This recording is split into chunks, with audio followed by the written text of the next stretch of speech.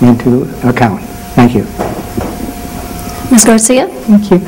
I think that my strengths are that I'm a good communicator, a good listener. I have knowledge, history of the past of our city, and living here for a long time. And then also in the business community, working in Roseville in community banking for the past 32 years has given me a great exposure not only to our residents but our businesses. I work very closely with small to medium-sized businesses, so I have a good understanding of what our community needs are. And also working with other families that I've known over the years has been a real benefit to my work on the council. And also volunteering with nonprofits and working closely with the Roseville Chamber of Commerce and the business community in that realm has really been beneficial. And I feel that that experience qualifies me for the work on the council that I have been doing and that I want to continue to do. Thank you. Ms. Gore? In addition to living and working here in this community for over 15 years, one of the things I've been able to be a part of is a program called Leadership Roseville, which is a program the Chamber of Commerce puts together. And every year we educate local residents about the city, how it's run, the issues and the challenges that are taking place in our community. And it's been a great opportunity for me for the past 12 years to really understand the challenges with our community. So that's one thing that's helpful for me. As well as when I worked for a state legislator, I had the opportunity to really understand how to analyze legislation, bills that came before the legislature, and we have all sorts of complex issues coming before the City Council. We have to have people who are willing to really look at the issues, analyze those things, and make good decisions based on the data. I really enjoy working with groups of people. I built collaborations over the past 15 years with all sorts of people, like I mentioned, elected officials, business leaders, community leaders.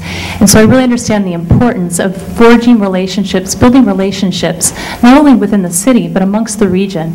Because as we know, there's so many issues, water and power, that really affect our region as a whole, that we have to work together with other local leaders to address. Mr. Mendonsa? One of my strengths is I have the ability, just through my prior jobs and with my prior government affiliations, is an affinity to identify problems. I'm a very good problem solver. I can identify problems and kind of pick it apart and look at it from different ways. And I think that that's important, especially when you're looking at individuals that are on a city council and they're making decisions that are going to impact all of you. They're going to impact your property values. They're going to impact your day-to-day comings and goings. So I believe that that's a strength that I have. Being a former college chair, I'm very knowledgeable about different issues and problem solving. But I also think that one of the key things that I would bring that would make me unique would be just the fact that I'm not one to rush into a decision. I want to make sure that it's something that's going to be a long-term benefit, something that's not going to be detrimental to us long-term. So I guess my analytical would be the short answer would be what I would bring to the table. Thank you. Ms. Roccucci? I would say what I could offer to the community is the fact that I worked on almost all the specific plans that we've had here in Roseville, and all the issues that affect that is, again, with the water, the electricity, making sure that we have housing, also that we have jobs here for our community. I was instrumental being on council when we had the specific plan with the Galleria and having that going forward. Also with the Roseville Auto Mall, at that time we got that going. Very important because it's a real strong tax base for us and where it brings in money to our community. I've had that opportunity. I've worked a lot on state and federal legislation, a lot on water issues. I've testified before water boards for this community and testified with businesses on water issues. And I bring that background to you. I'm very knowledgeable on water. For some reason, I just started to love it, and maybe it's because we drink it and it's good for us, but it's become something that is almost, I won't say second nature, but really a part of me. And I bring that to the table. I really like water and electricity. People look at me and say, what are you talking about? But I like it, and it's important, and it's a necessity not only for Roseville, but Northern California, and I bring you that expertise. Mr. Alvord? Do you mind restating the question? I apologize. I know it was a two-part question. A two-part question.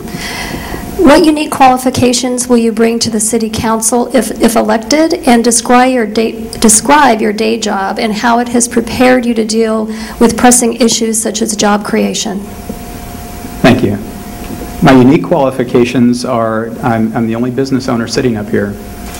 I've brought jobs to the community. I know how to bring jobs. I know how to do economic development. I've done that. I'm not just talking about it. It's something I've been doing and working on for a long time. I chaired a school board for 6 years out of the 11 years that I served on the board. I'm one of 2 candidates up here that have been uniquely endorsed by both the police and the fire. Public safety is in my blood. I was a fireman in college. My father was a cop. I understand the importance of public safety in our community, and especially in our economy, especially as they're doing the prison release. This is a very key thing. I know how to evaluate world-class companies. I've been trained. I'm a senior examiner, and I've served that way, and that also included local governments for prestigious awards. And I also have a very unique business angle. When I look at a project, I think about the return on investment. When I think about taxpayer dollars, I've got a lot of ideas that our city can implement to use those taxpayer dollars to help grow our economy. And I'd love to talk to you about those, and maybe I'll get an opportunity with the questions today. My day job, I run businesses and I help other people run their businesses. I teach a lot of classes throughout the week to business owners, helping them learn how to interview, learn how to market their companies, learn how to write a paycheck properly. That's what I do. I'm about business, I'm about jobs, and that builds our economy. That brings tax revenue back to our city, and it provides all the services that we love and our nice quality of life. Okay, for our next question, we'll begin with Ms. Garcia. Please tell us your opinions and position on pension reform and retiree health benefits. Okay, on the pension reform, our city has not taken a position on that. We have not enforced the pension reform. We know that probably it's going to be signed by the governor, and that will probably go into effect the first of the year, which means that we will have a 2-tiered system of new employees, new hires coming in. We have not put that in. The city of Roseville has not put that into effect yet. As far as retiree health benefits, the city of Roseville has an obligation to pay the money that we have committed for that, and so we are looking right now at a 5-year system in order to start paying that and catching up. When we had the downturn in the economy, the city of Roseville was not able to make their unfunded liability contribution. So at this point, we are looking at a 5-year plan and starting to repay that money back at this point. Ms. Gore?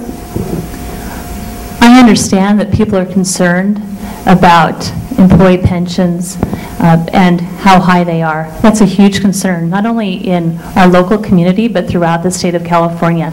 And it is something that has to be addressed. And so I know the governor has put something forward, and it's a start. But at the same time, we have great employees that work really hard for us. And so it's a balance, and I understand that.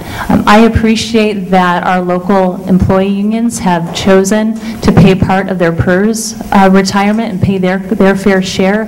I really admire those unions for stepping up and saying we're going to do our part, which is extremely important. And I want to make sure that we pay fair salaries, fair benefits. At the same time, we have to be fiscally responsible as a city council. We have to make sure that we pay the debts that we owe. We have to make sure that we pay the things that we promised employees in the past.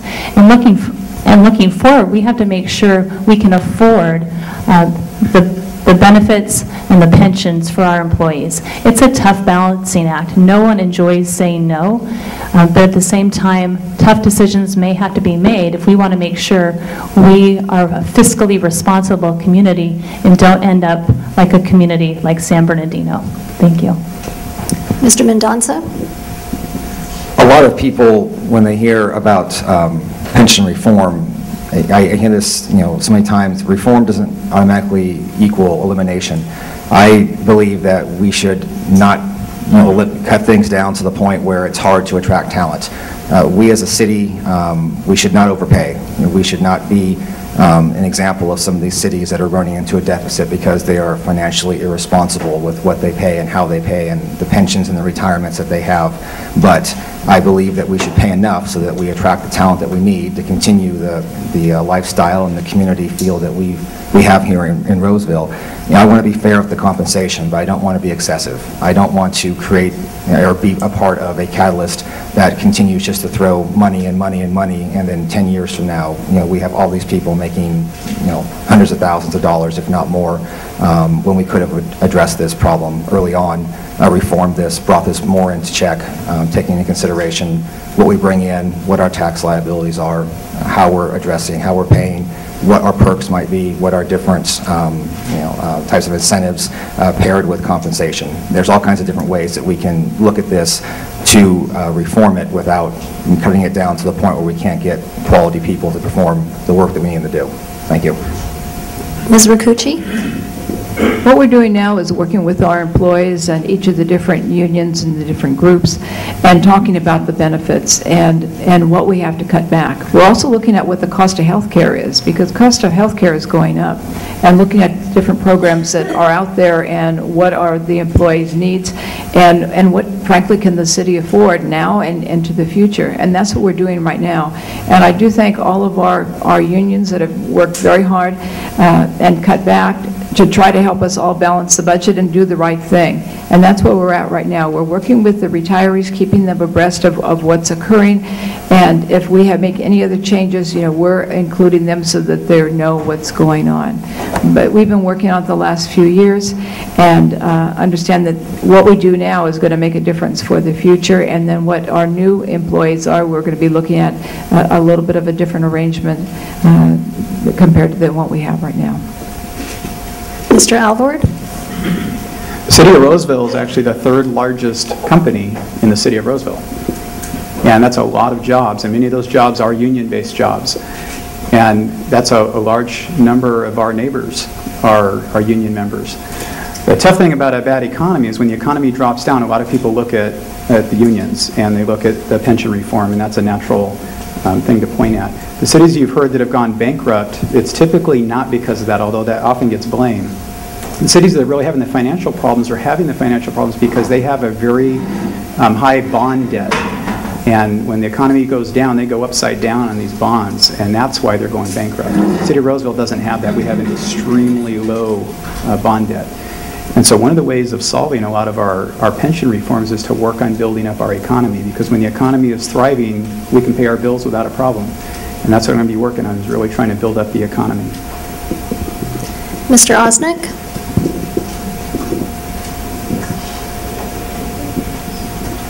In the forefront newsletter, we reported on the former city manager, Craig Robinson. We indicated he was making $414,000 in pay and benefits. You know, today he's drawing $178,000 a year, every year for the rest of his life. There are 39 people who have retired from Roseville that are in the $100,000 club. We are circulating a petition to lower the salary of the manager confidential people. That will be one way to lower the pension. It's not an easy thing. People are very upset. They see themselves getting maybe $5,000 to $10,000 to $15,000 a year in retirement, and somebody else is getting $90,000, $100,000, $150,000. Two tiers. That's what's going to happen with Jerry Brown and his look at things. Vallejo's went broke. San Jose has gone down the tube. It's money, and people can't say that they have enough money despite salaries ending up with a high amount of retirement. Okay, for our next question, we'll begin with Ms. Gore. Who has supported your campaign financially and why?